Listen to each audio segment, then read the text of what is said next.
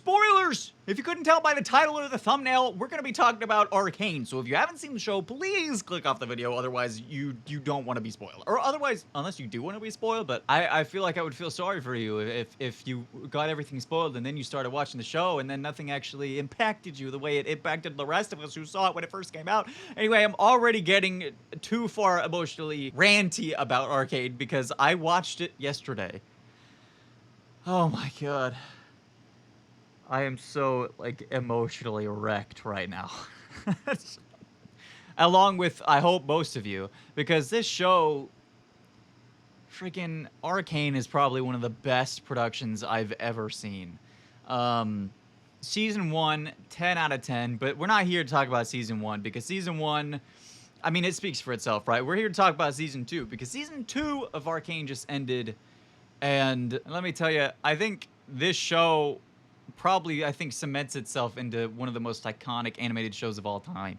I mean, I know I've seen a lot of, a lot of criticism online about Season 2, about, you know, its pacing and story and narrative choices and things like that, and the way that there might be a little too many music videos. In Season 1 of Arcane, there was about half of the music videos, or half of the actual songs that there are in Act 2. There are double the amount of music video-esque songs playing out in Season 2, and I personally don't have that much of a problem with that. I think I only have a problem with Paint the Town Blue one, because at that point, they had used songs a couple times to speed up time, basically to show you a compilation of what's happening or what happened in the meantime, and they had used that idea a couple times already, and at that point I was like, okay, we could get a scene of Caitlyn being at her desk in her sort of tyrannical office, looking at her wall of Jinx and maybe talking to herself, maybe getting some moments of her maybe looking more and acting more like Jinx, something like that. But that's the only music video one I had. I think all the other ones were fantastic. I think this show is an absolute masterpiece in every way. We should talk about the positives for sure, because there are, I mean, this whole I can't even speak because of, I'm still processing what I saw, because it's so visually stunning. Everything they did in the animation department is just, I mean, one of the most beautiful things I've ever seen. And yes, it may have been a bit rushed in a few places, and there are plenty of questions still to be answered, but I think the ambiguity of a whole bunch of that stuff, I really like ambiguity, and I think a lot of the questions allows us to make the story our own. You know what I mean? Like, for example, at the end, spoilers, again, if you didn't see the beginning of this, there's gonna be spoilers. Jinx fell to her death, supposedly, but I think with the ending situation of the sort of Jinx psychotic breaks to the end at the end, my headcanon, and we didn't see her actually die, but my headcanon is that she survived and went away with Ekko to create a life together. I mean, that's my headcanon. I know that's probably coping, but I don't care. That's the ending I can envision, because we didn't see him actually die or anything like that. And so my headcanon is that she and Ekko found a way to run away together to start a new life or something like that. And the reason I say that is because of the fantastic Episode 7. What's it called? Pretend Like It's the First Time. That's the name of the episode. And that episode, I think it's probably my favorite episode, maybe of the entirety of Arcane. The way it shows what might have happened if everything, not if everything was good, because if I wasn't alive in that universe, but if everything went to plan in the way that Powder never became Jinx. You know what I mean? And Vander was still alive, Silco was still alive, and it was just like the most beautiful piece of art, that entire episode. And the way when Ekko and Jinx were dancing together, and the frames went down to 4 frames per second, because it was symbolizing Ekko trying to slow down time in a way so he can really experience what's happening in the moment, because it's the best day of his life.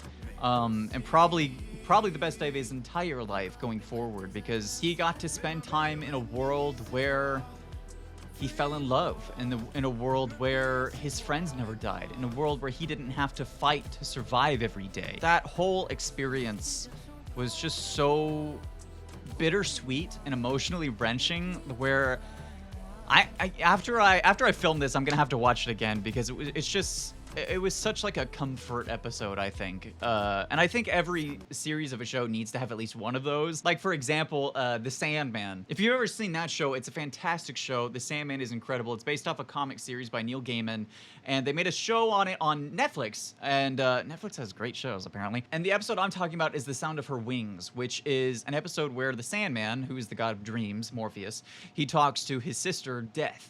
And it's the most kind and wholesome episode you could imagine, because it comes right after like one of the most horrific episodes, and it really just gives you a warm and fuzzy feeling inside, and I love episodes like that. And what's weird is that I found myself, or at least in episode 8 and 9, I found myself caring less about Kate and Vi.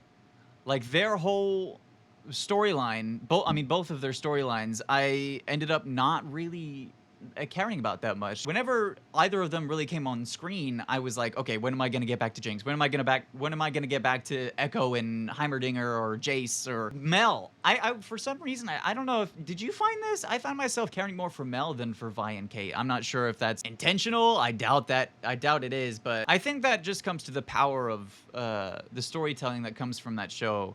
Because when I look through comments of videos and comments of people reviewing Arcane, it actually makes me really happy that people have so many different opinions on what happened, because that's the power of storytelling in general. I mean, that's kind of the reason I created this channel, was to go over the storytelling in video games. And this show is probably one of the most artistically driven shows I've ever seen. The fact that so many people can take such individual things away from it is incredible. For example, the fact that some people hate certain parts of the show and some people love those parts, and they each have different opinions on what the answers of the questions that were left mean, and whether certain parts of season 2 were filler or not. Like, everyone has different opinions on this show, and I think that's what makes this show really special, is because everyone views it differently. There's a different side to the story for everyone that sees it. And I think that's just incredibly special and an incredibly hard thing to do, especially today, in a world where, you know, things are either good or bad. Things either suck or they're pog, you know what I mean? Like, there's no room usually for artistic interpretation or discussion. And I think Arcane is an amazing instance where that hasn't gone away, where people are able to have discussions and are able to talk about it without getting super heated, and legitimately just want to learn and discuss what the show means, because it's so deep and incredible and artistic. Have I said artistic enough in this video? I'm not sure. But that being said, I do agree with the majority of people that say that it did feel a little rushed. Things did go a little fast in the way that there was no moment for you to really sit and think, other than probably that episode 7. I think episode 7 was probably the slowest episode. I mean, that's not even true. I mean, it wasn't. That was just one of the only episodes where things weren't always shooty, go, go, go kind of situation. And the sequence with Jace, when he's stuck in like the cavern and he has to climb his way out, and there's like a time situation where you see him get more and more scraggly and dark. I think those are the moments that can kind of let you sit and breathe. But I mean, I think that, and probably the sex scene with Kate and Vi, I mean, that scene I felt was unnecessary in a lot of ways. I feel like that's the only scene in Arcane in complete overall that I think was unnecessary. They spent such a long time on it right after Jinx had told Vi that she's basically gonna kill herself, and then Vi just goes off with Kate to do that. It didn't sit right, and it seemed unnecessary to spend that long of a time, because that scene was long. That long of a time seeing them do that.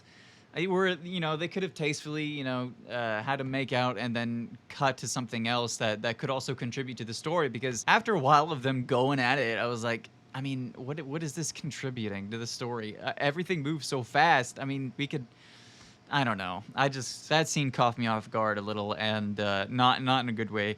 But I mean, but what do you think about it? I mean, that's my consensus about it. But everything else about the show, I mean, like I keep saying, this show is probably one of the most artistically and creative shows I've ever seen, and is probably going to cement itself into one of my favorite shows personally of all time. With season 1 and 2 together, I think are just absolutely incredible. And I really wanted to make this video to see what your opinions were as well, because I mean, that's kind of the reason, again, why I made this channel, is because I want to see the discussion of what you think the show meant to you, and what you thought did work, what you thought didn't work. What about the series you love, didn't love, what you would have done differently, and what your view on it, what you think it means in total. And I would love to read those comments and reply to them and start a discussion and things like that, because this show definitely deserves it, and I think will go down as one of the best animated shows of all time. And tell me if you see it that way too down in the comments. I would love to read that and see what you think about the show just in general. So thank you all so much for watching. Subscribe, like, comment down below, and I'll see you guys in the next video. Bye.